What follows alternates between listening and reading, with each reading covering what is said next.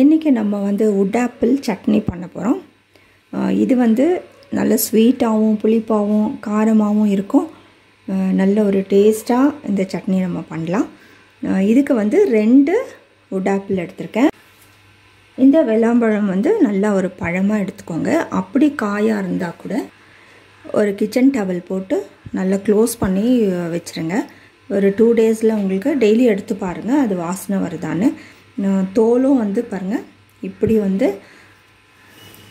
இப்படி நல்லா வந்து ப்ரௌன் கலரில் இருக்கணும். இப்படி ப்ரௌனாக இருந்தால் அது வந்து பழம். அடுத்தது வந்து அப்படி இது வந்து நான் காயாக தான் வந்து எனக்கு வந்துச்சு. நல்லா நான் காட்டுறேன் பாருங்கள், நல்லா பச்சையாக இருந்தது. அதுக்கப்புறம் நான் ஒரு 4 டேஸ் வந்து நல்லா ஒரு கவர் பண்ணி ஒரு கிச்சன் டவல் போட்டு கவர் பண்ணி வச்சுட்டு டெய்லி நான் பார்த்தேன். ஏன்னா இல்லைன்னா வந்து ரொம்ப நம்ம வச்சுட்டோன்னா கெட்டுடும். அப்போ நல்ல பழமாகிடுச்சு. இப்போ இதுக்கு வந்து நான் 2 பழம் எடுத்திருக்கேன். இது வந்து இப்படி உடைச்சி நம்ம வந்து பாதியாக உடைச்சோன்னா பாதியாகிடும். இப்போ இது உடைச்சி இது உள்ளே இருக்கிறதெல்லாம் வந்து வச்சுருக்கேன். நம்ம ஒரு பேஸ்ட் மாதிரி ஒன்று அரைச்சிக்கலாம் கொஞ்சம் கோர்ஸாக. இதுக்கு 1 டீஸ்பூன் சீரகம், இதில் ஒரு சின்ன வெங்காயம், 2 பச்சை மிளகாய், ஒரு 4-5 பல் பூண்டு, இதை வந்து போட்டு நம்ம வந்து கொஞ்சம் கோர்ஸாக அரைச்சி வச்சுக்கலாம். பாருங்கள், இது வந்து ஒரு பல்ஸ் மோடில் ஒரு 2-3 வாட்டி செஞ்சுட்டு ஒரே ஒரு சுற்றினா இப்படி வந்து கோர்ஸாக அரைச்சுட்டேன். இப்போ ஒரு பேனில் எண்ணெய் ஊற்றிக்கலாம்.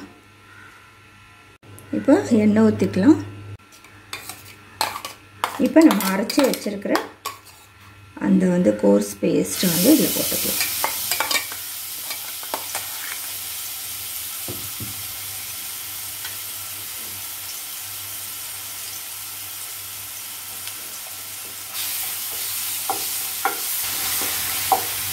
இது கொஞ்சம் வதங்கட்டும்.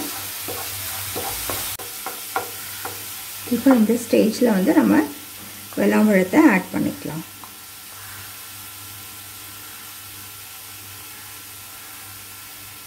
இதை வந்து இதில் மிக்ஸ் பண்ணி விடுங்க. இது சில பேர் வந்து அரைச்சும் போடுவாங்க.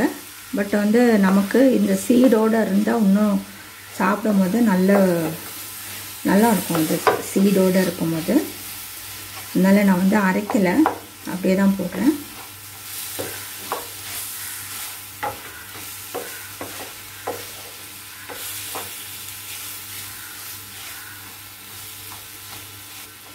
இதில் நம்ம உப்பு போட்டுக்கலாம்.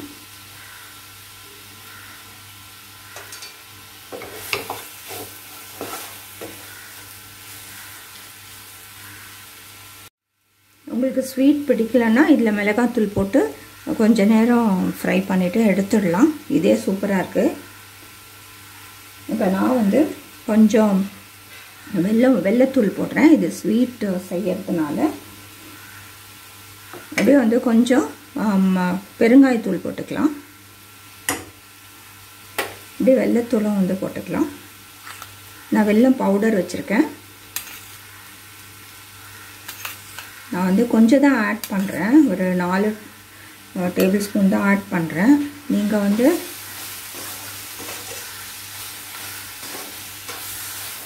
சப்போஸ் உங்களுக்கு வந்து ஸ்வீட்னஸ் வேணும்னா நான் 1/2 கப் வரைக்கும் நீங்கள் ஆட் பண்ணிக்கலாம். ஏன்னா சில பேருக்கு நல்ல ஸ்வீட்டாக இருக்கிறது பிடிக்கும்.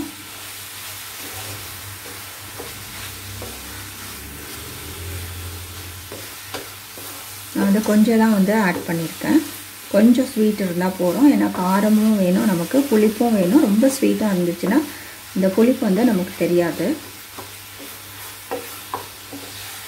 இதுவே கலக்கி விடுங்க. இப்போ நம்ம வந்து கொஞ்சம் மஞ்சள்தூள் ஆட் பண்ணிக்கலாம்.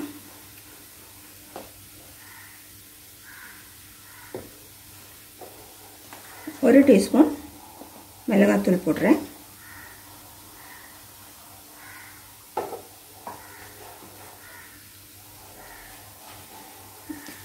இதை கலக்கி விடுங்க.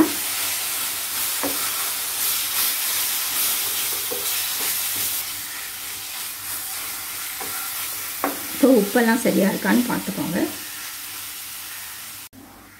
இப்போ கொஞ்சம் கொத்தமல்லி போட்டுக்கலாம்.